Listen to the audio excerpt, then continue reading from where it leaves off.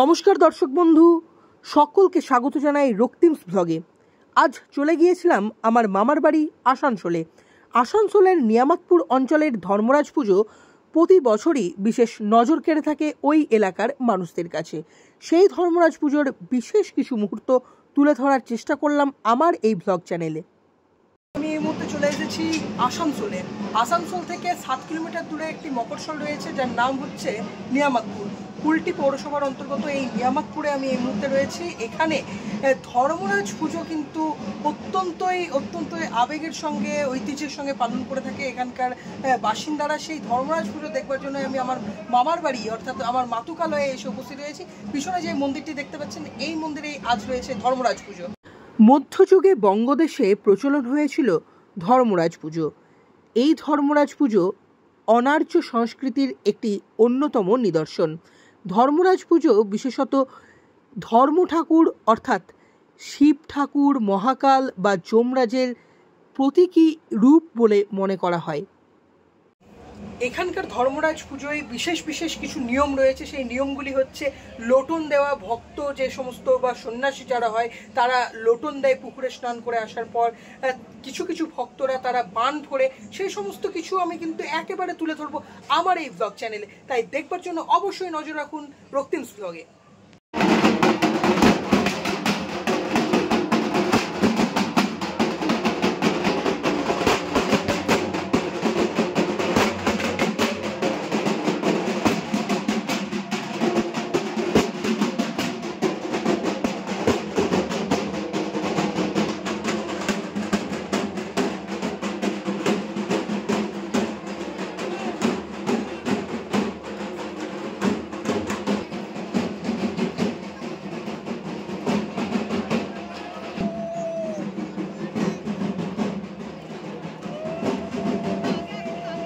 এখানে বুদ্ধ পূর্ণিমার দিন ধর্মরাজ পুজো হয়। বুদ্ধ পূর্ণিমার 3 দিন আগে এই গ্রামের কিছু ভক্ত তারা সন্ন্যাস নেন এবং তারা সন্ন্যাসী রূপে জীবনযাপন শুরু করেন। সেই সমস্ত ভক্তদের লোটন দিতে দেখা যায়, কিছু মহিলাদের ডন্ডি কাটতে দেখা যায় এবং অনেক ভক্ত তারা কিন্তু বান ফোড়েন। কোনো একটি বিশেষ কারণবশত এবছর বান ফোড়া হয়নি, তবে লোটন এবং ডন্ডি কাটা হয়েছিল। লোটন এবং দণ্ডি কাটা দেখবার জন্য বহু দর্শনার্থী ভিড় জমিয়েছিলেন মন্দির প্রাঙ্গণে। পাশাপাশি মন্দিরে অনেকে নিজেদের মনস্কামনা পূরণ করবার উদ্দেশ্যে পুজো দেন, পাশাপাশি অনেকে পাঠা বলিও দেন এই মন্দিরে। শেষ হলো ধর্মরাজ পুজোর লোটন। এবছর বান ফোড়া দেখতে পেলাম না।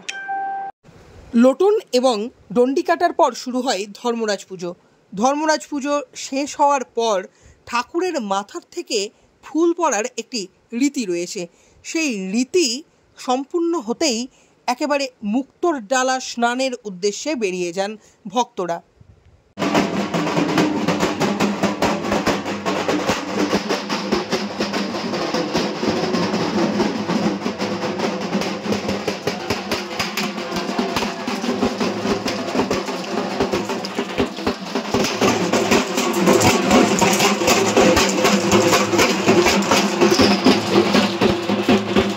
এখানে 3টি ধর্মরাজের বিগ্রহ রয়েছে। সেই 3টি ধর্মরাজের বিগ্রহকে একটি ডালার মধ্যে রেখে প্রধান সন্ন্যাসীর মাথায় সেই ডালা থাকে এবং তারপর সেই প্রধান সন্ন্যাসীকে ঘিরে প্রত্যেক সন্ন্যাসীরা যান স্থানীয় একটি পুকুরে মুক্তোর ডালা স্নান করবার উদ্দেশ্যে। মুক্তোর ডালা স্নান করবার সময় রাস্তাতে বহু ভক্ত তারা কিন্তু সেই মুক্তোর ডালাতে দুধ, জল অনেকেই ঢালেন এবং এই মুক্তোর ডালা স্নান করবার রীতি আজ যুগ ধরে চলে আসছে এবং এই রীতি দেখবার জন্য একেবারে সাধারণ দর্শনার্থীদের ভিড় থাকে চোখে পড়ার মতো। এরপরে মুক্তোর ডালা স্নান করে আসার পর মহাযজ্ঞ শুরু হয়, তারপরে বলিদান শুরু হয়।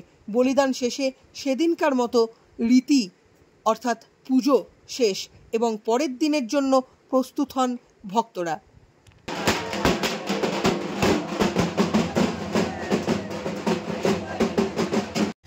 ধর্মরাজ পুজোর পরের দিন সন্ধ্যায় চড়ক।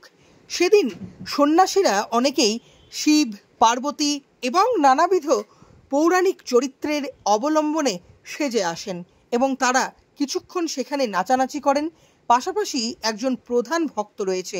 সেই প্রধান ভক্তকে ঘাড়ে চাপিয়ে অন্যান্য ভক্তরা মন্দির প্রদক্ষিণ করার পরই শুরু হয় চড়ক।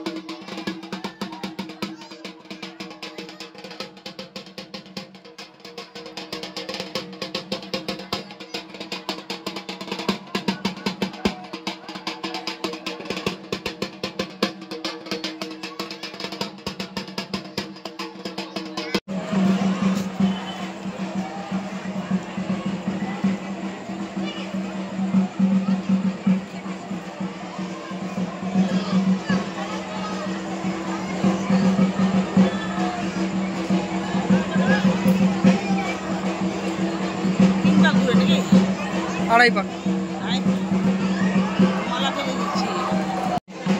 ধরো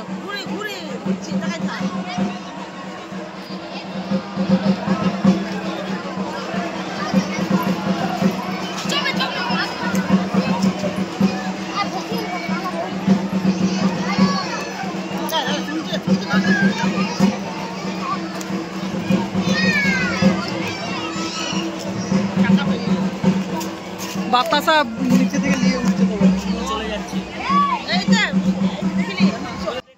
চড়কের পর সেদিন রাত্রে সমস্ত রীতি শেষ হয়ে যায় এবং পরের দিন সকালে বানেশ্বরকে স্থানীয় একটি পুকুরে স্নান করানোর পর সন্ন্যাসীরা তাদের সন্ন্যাস ভঙ্গ করেন এবং আবারও 1 বছরের অপেক্ষায় থাকেন সেই সমস্ত সন্ন্যাসীরা। আজকের মতো বিদায় নিচ্ছে এখানেই। পরবর্তীতে নতুন কোনো জায়গায় নতুন কোনো ভিডিও নিয়ে ফিরে আসবো রক্তিমস ব্লগে।